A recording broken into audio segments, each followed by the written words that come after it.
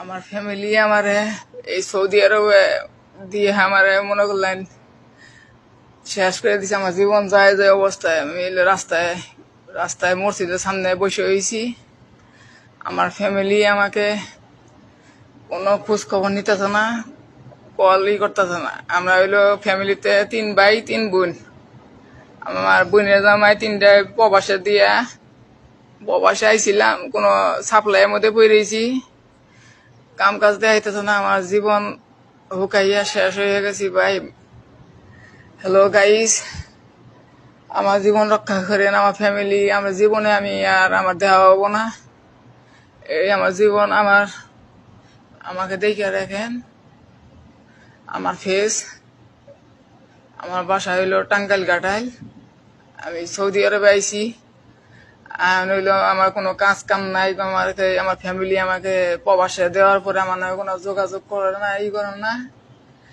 আর জীবনে দেখা হবো না বাংলাদেশ, আর জীবনে বাংলাদেশ দেখা হবো না।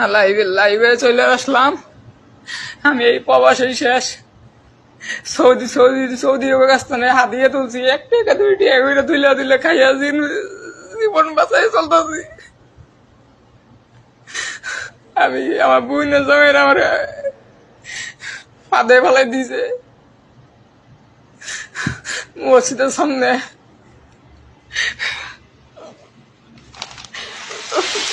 সৌদি কাছ থেকে কিছু হাদিয়া দুধ খাইয়ে কোনো মতো জীবন চালাইতেছি। যে কোনো সময় পুলিশে ধরে নিয়ে যেতে পারে, মসজিদে পুলিশ আসতে পারে। কিছু আরবি বাস্তায় বাইরে কিছু আরবি শিখছি, কিছু অল্প অল্প শিখছি।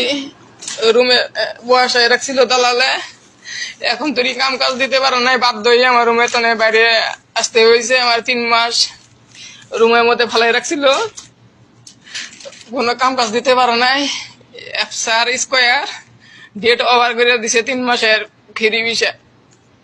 3 মাসের ভিসা দিয়ে আনছিল, বলছিল কোম্পানি ভিসা দিবে, 1.5 বছরের আকামা দিব।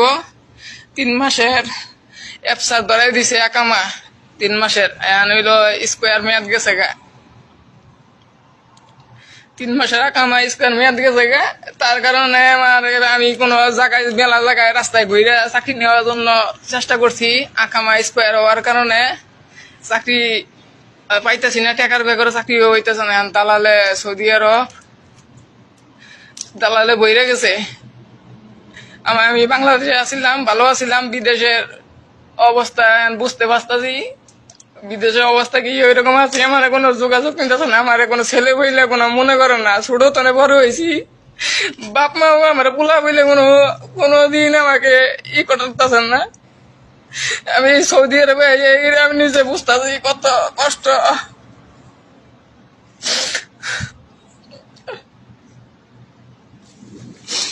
সৌদি কাছ থেকে কিছু খেপসা, কিছু ভল ভ্রান্তি নিয়ে কোনো মতো জীবন পাশায় চলতেছি। পুলিশে ধরলে নিয়ে ফিঙ্গার দিব, ফিঙ্গার দিয়ে মরুমের ভিতরে সারবো লাখেস মালামাল সব মসজিদের সামনে। 2 দিন ধরে ঘুমাই না, রাত জায়গা দিন যাপন চলতেছি এরকম ভাবে। বুঝলে জানে কোনো আমার বাবা কোনো বইয়ের গুরুত্ব দিতেছে না। আমার ছোট ভাই মালয়েশিয়া, হ্যাঁ সাপ্লাইতে আছে, হ্যাঁ কোনো কাজ কাম নাই। হ্যাঁ হইলো মালয়েশিয়া আছে, হ্যাঁ কাজ কাম নাই। কয়েক মাস ধরে মালয়েশিয়ার বসে হ্যাঁ খানা দানা খিলাইতেছে। আমি যে অবস্থায় আছি, কোনো কষ্ট করছি। এই 10 দিন 12 দিন কাম করছি, 478 টাকার কাম করছিলাম আমি এক জায়গায়। আমার এজেন্সি আমাকে কামে তনে বাই করে নিয়ে পড়ছে।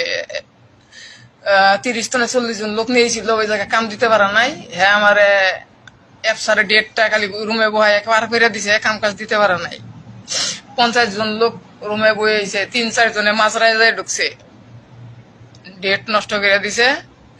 তার কারণে মাথারে যা ঢুকছে। হে জায়গা তো আমি বুনে জামের কইছি এরকম এরকম অবস্থা, কোনো চিনা পরিচিত যদি কেউ থাকে তাহলে আমার কাজ কাম নিয়ে দেন, আমি তাহলে আমার জীবনটা রক্ষা করুন। নিয়ে চেষ্টা করছি কাজ কামের জন্য, সৌদি আরব থাকার জন্য চেষ্টা করছি। কোনো পাইলে আমি সাহায্য পাই নেই। আমার বুনে জামাই আমার তুই মইরা জায়গা, তুই মইরা গেলে আমি কি করে এড়াই কমে যাবো গা, আমার কোনো গুরুত্ব দেয় না, তুই মইরা যা। আমি বাঁচলে মরি বাঁচি কোনো যায় আসে না। আমার একজেক্ট মেরে দিলে তো আমি যাই হোক সৌদি ব্যবস্থানে কিছু কিছু করে চাঁদা তুললে আমি যাই হোক আমি আসতে পারতাম। আমার কোনো সিস্টেম করে দিতেছ না, পুলিশে ধরলে তো আমার মরুভূমিতে নিয়ে জায়গা জায়গায় নিয়ে ছেড়ে দিব। আমি আর হরা নিয়মও মধ্যজনে আমার জীবন এরকম ভাবে শেষ হয়ে যাবো।